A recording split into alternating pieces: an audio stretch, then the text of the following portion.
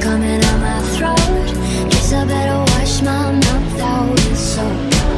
God, I wish I never spoke. Now I gotta wash my mouth out with soap. So, today we're doing the thing that I hate the most. Being vulnerable. On camera. For strangers. Yep, I'm doing that. So yeah, storytelling time. Guys, just grab your cozy blanket, your favorite tea, and let's get into this. So first and foremost, I'm not here to bash any spiritual gurus, hopefully, maybe, or to say that if you're spiritual, you're not welcome, or that I don't relate to you. Full disclosure, I still follow some of the practices. I'm not entirely non-spiritual. I'll do my best to provide personal information, but also a little bit of like spice and magic and personal advice, because why would I be doing this otherwise? When you dive deep into spirituality, there's a thing that I, in my experience, felt a lot from the beginning, which is obsession. Not just obsession of the self, which I will also talk about, but mainly obsession with the wording around it, the rituals, the way you see yourself, the way you portray yourself to other people, the way you conduct your life. So a very good example of this would be the dictionary of spirituality. I don't know, is that a thing? Basically, you use a lot of words that are actually now trending in, mainstream media. That would be trauma, trigger, and manifestation, and law of attraction, and alignment, and embodiment, and energy, and so on and so forth. There's a lot of words that basically are used once you're part of the little group. And this obsession gets really deep because, for example, with law of attraction, it's not only obsess about the process, it's the lack of understanding of how things work and how toxic it can actually get when it comes to manifesting someone into your life or the dream job, and pretty much raise your vibration.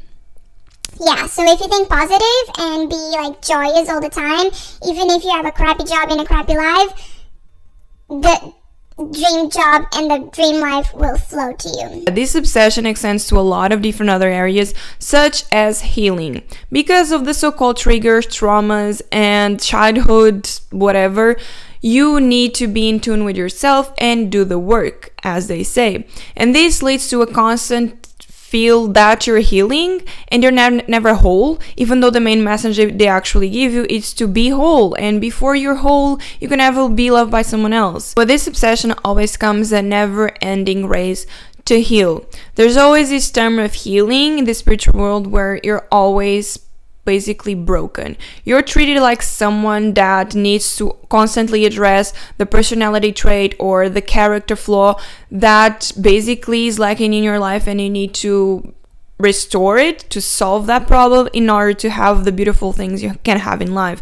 So if you dream of the relationship, the job, the life, the house, the friendships, you need to address that trait. But in order to address that trait, you need to always be in rituals and meditations and journaling about that specific problem. So in my experience, I was always very confused because I'm so perfectionist with myself and so strict with myself that, of course, if I saw like a flaw, a so-called trigger to someone's words, or I had a very vicious reaction, I was shaming myself and I was isolating myself from that friend or that person, or maybe even shaming them because they were not sensitive enough. Because I had a bad reaction, I deemed myself unworthy of the love or of the great life. So in my head, I was always working towards that perfect life. I would say that yes, you can always address something about yourself and be working on yourself, and self-development is not something that just peak on for a year and then you drop it. I think that should be a continuous work. However, the way they treated, or the way I felt when I was in there, it was that I was actually not deserving of anything deemed dreamy because I still had to do the work.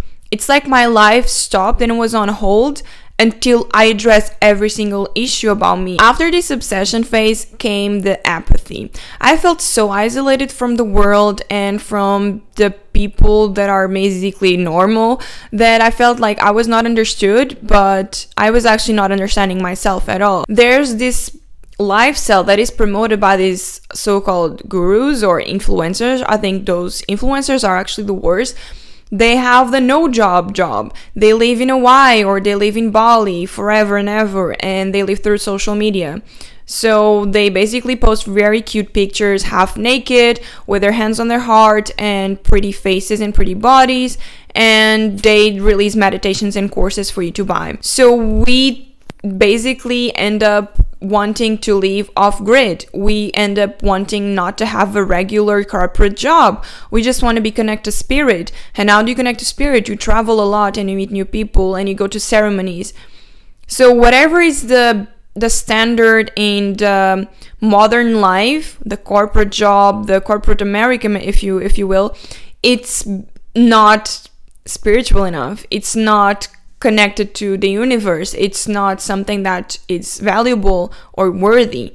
This was where things got really scary for me, because when you are so-called spiritual, you can manifest your life, right? So there's no need for action in the real world with society and people like in flesh. You just think about it and you pray about it and you journal about it, and then things will knock on your door. You see magical numbers and you pray to your angel and to whatever the fuck, and things should happen. And if they don't happen, it's your fault. You're just not doing it right, because look at everyone else. They're getting a bunch of promotions and a bunch of conquers and money and cars, so you're just not good at it. With this I came to the phase of I was really not sure like what I was doing here anymore. If the point was to be connected with spirit, like why am I doing this earth life? I just wanted to escape. I didn't want a dream job anymore. I didn't want a job. I didn't want money. I didn't want to I think I actually didn't even want a relationship. I wanted somehow to find something very magical when I was older. But I just really wanted to disconnect from everyone else because they just didn't get it, right? So there's the obsession that leads to apathy of the real world, and then leads to this living in your bubble, this isolated bubble, and you only follow this set of people that show you in a way that, look, this is the life I have. If you don't have it, it's because you just need to get better, like me. Connect more to source, like me. So pay me $100 for a so-called reading, and I will tell you what to do next. And this leads also to consumerism, to buy the crystals and the tarot decks and the readings and the courses and the meditations and the journals and the merch. There's always merch. I have to say, I didn't actually fall to this extent in terms of money. I was always very skeptical about that part, but I know this is something that a lot of people actually deal with. To manifest the money, you need to buy that rock. That rock is sometimes like $30 or $100, but you need to get it because now you don't have money, right? But you want money. So how do you manifest money? You need to act like you already have it. This is actually so emotional to talk about because this is actually so deep. It goes so deep, and there's been a lot of videos done on this, but each of them kind of covers a part. But I've seen so much that at this point I'm completely out of it. Finally, I just want to talk about the narcissism and the dating advice these people give. The normal story of like we met, I don't know, like through a mutual friend. That's not magical enough. That's not worthy of soulmate, twin flame storytelling, you know? And also the thing that pisses me off the most is how most of these so-called gurus are giving relationship advice without themselves being in a relationship for more than 10 years. Such narcissism is that I think that I'm better than you, so I can do the reading. I think I'm better than you, so you're gonna pay me because I connect to source and you don't. I think I'm better than you because I eat clean and I do all of these meditations, and the more you meditate, the longer you meditate, the better you are. And you just sell it to people, literally sell it to people. Crazy amounts of money going to this type of businesses, and again, no credentials, no reviews, no whatsoever. If you see these people doing intuitive eating courses If you know what I'm talking about. If you've seen them doing photography from my iPhone courses and you pay this crazy amount of money, these people not only have no credentials, but they also do not have proof that the things that they're selling work. But we are so connected to them, and we think that it's been so divine timing that we found this person on social media after we thought about something that we're struggling with, that we feel compelled to give them the money and say, actually, this was done from the universe. I should be doing this. So this is the next thing I'm going to do.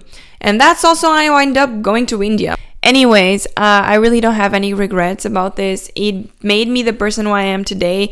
And for that, I'm grateful. I would do a lot of things differently, but hey, given the fact that I don't have the chance, I'm okay with it. I just hope that if you're out there going through this phase, maybe I can call it phase, just be careful with who you listen to, how much you get obsessed about it, and what is really your goal. Maybe the goal is to find faith or to connect to something bigger than you, and there's lots of ways of doing that without following the mainstream media or getting too deep into something that doesn't really align with your personal values. That's all I have for today. I also have to say that there was good things coming out of this. I'm way more open to actual organized religion. I maintained the journaling, the praying, the meditation, and I actually have a genuine interest for more scientific and psychological terms and explanations for human behavior, which I think it's fascinating and can explain, or hopefully one day will explain, this need for people to keep grouping up and coming up with these cult-like groups and movements that end up being sometimes more hurtful than beneficial. Until next video, this is Monica Martini signing off.